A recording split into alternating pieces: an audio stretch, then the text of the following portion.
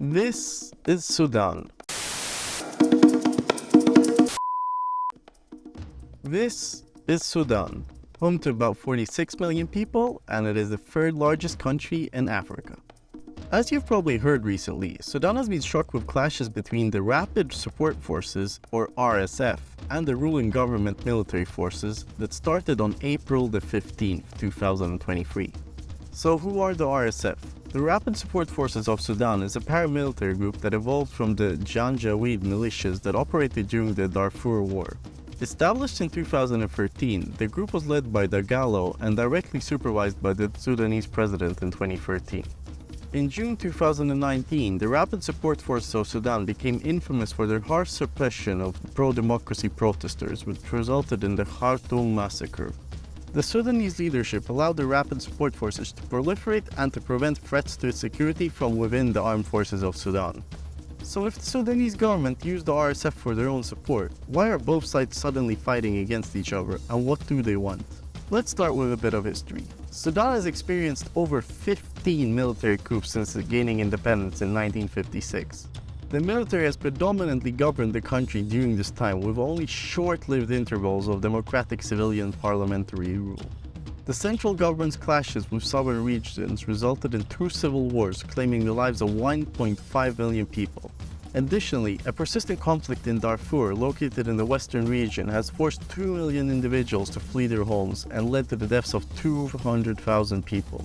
So much of Sudan's past has been marked by conflict stemming from ethnic tensions, religious disputes, and competition for resources, that it's important to note that the utilization of land and water has been a primary cause for these tensions, particularly between the farmers and nomadic pastoralists. Agriculture holds a significant importance in Sudan's economy.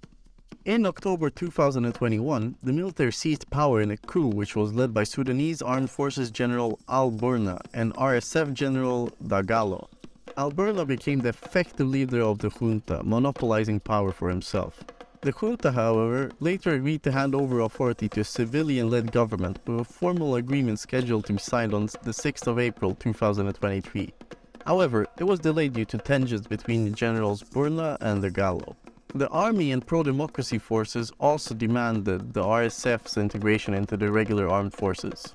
During this time, Dagalo and Al-Burna reportedly also remained at odds over who would be the commander-in-chief of the military during a multi-year integration period.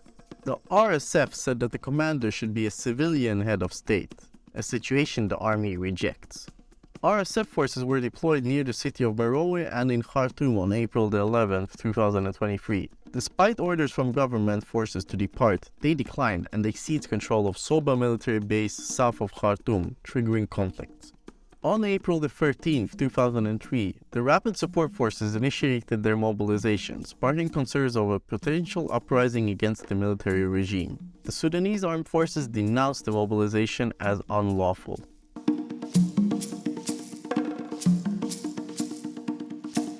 The Rapid Support Forces, or the RSF, launched a sudden assault on several Sudanese army bases on April 15th, including locations in Khartoum, which is the capital of Sudan. At noon, the RSF declared their capture of Khartoum International Airport, Merowe Airport, El Obeid Airport, and a base in Soba. Fighting broke out between the RSF and the army at the presidential palace and General Al-Burna's residence, with both sides asserting dominance over the two locations. Following the attack of the RSF, the Sudanese army declared a shutdown of all airports across the country. The Sudanese Air Force also carried out raids on RSF locations in Khartoum, and the sound of artillery fire could be heard in various sections of the city. Reports emerged of confrontations at the premises of Sudan TV, the state broadcaster in Khartoum.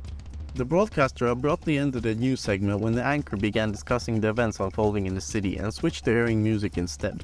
According to local witnesses in Al Arabiya, the RSF seized control of the television station later on. Meanwhile, bridges and roads throughout Khartoum were shut down and checkpoints were established. The RSF asserted that they had closed off all routes heading south from Khartoum. On April 16th, the Khartoum State Security Committee declared a citywide public holiday to safeguard the safety of citizens and their belongings. At approximately 1:30 p.m., the Sudanese armed forces disclosed that they had saved one of their own major generals and a brigadier, and that they had also detained several RSF officers at Merowe airport and seized control over the airport. The Sudanese armed forces also stated that multiple RSF commanders had either defected or surrendered to their side. A consultant for the RSF stated that they strategically withdrew from the Karari camp in Omdurman. However, the consultant also asserted that 90% of Khartoum is now under the control of the RSF. According to eyewitnesses, the RSF had also seized control of Nyala airport after overtaking a military base there the day before. Officials from the Sudanese armed forces and the RSF consented to a suggestion from the United Nations to halt hostilities from 4 p.m. to 7 p.m. local time. Nevertheless, gunfire and explosions persisted throughout the truce period. On April the 17th, by 10 o'clock, the Rapid Support Forces had declared complete authority over Merowe Airport. In a series of tweets, the RSF leader Dagalo urged the global community to intercede against Burhan, alleging that the RSF was confronting extremist Islamists. The Sudanese armed forces asserted that its troops had recaptured the Sudan TV and Sudan State Radio headquarters in Khartoum, and it indicated that broadcasting would soon resume as normal. Now that you have a rough understanding of what's going on in Sudan, how has the rest of the world reacted? Well, first off, the Arab League, the UN, the EU, and the US have all called for an immediate ceasefire in hostilities, and they've condemned all the violence there. This is a classic move done by many organizations and countries, and it usually leads to nothing. Furthermore, the UN World Food Programme announced that it would be suspending its operations in Sudan, which is understandable, but it does not help the situation at all, as hungry people usually get more violent. Egypt, Chad, and South Sudan, which are all neighboring countries to Sudan, have decided to close their borders amidst the ongoing crisis. However, South Sudan and Egypt have also extended an offer to mediate a peace plan to solve the situation. China has kept relatively silent on the issue, not giving much information or taking a stance on the situation in Sudan. However, there are reports that Russia has provided security training and arms shipments to both the Rapid Support Forces and the Sudanese army in exchange for gold, resulting in both groups benefiting from the arrangement. According to those same reports, the RSF's rise to power under Dagalo was accompanied by a quick accumulation of wealth, and Dagalo had seized important gold mining sites in the Darfur War.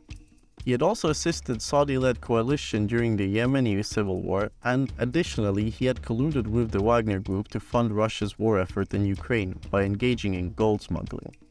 Whether these reports are true or not, this has still led to the RSF forces growing rapidly into the tens of thousands, including thousands of armed pickup trucks which regularly patrol the streets of Khartoum. Sudan, however, has consistently denied the presence of Wagner PMCs on its territory. What is more interesting is that Sudan said that it will host Russia's first navy base in Africa, despite opposition from the West, as soon as the country completes a transition from military to civilian rule.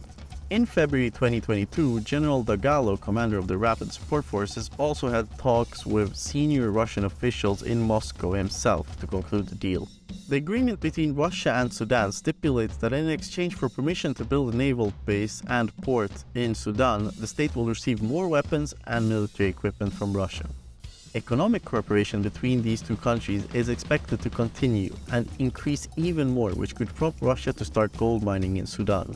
The agreement allows Russia to set up a naval base with up to 300 Russian troops and to simultaneously keep up to 4 navy ships, including nuclear-powered ones, in the strategic port Sudan on the Red Sea. The base would ensure Russia's navy presence in the Red Sea and the Indian Ocean and spare its ships from long voyages to reach the area.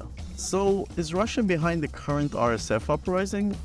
To be honest, we don't really know yet. However, it is possible that fearing a cancellation of the agreement due to Western pressure, Russia convinced General Dagalo of the situation he was in that he would eventually lose power and the wealth that he had accumulated over the years if the RSF was integrated into the regular Sudanese armed forces. Although this is of course just a speculation of what we know so far, it is very easy to understand that there is a game between larger powers going on in the background. Hopefully, the fighting in Sudan will stop soon so that regular people can go back to living their normal lives. Good night.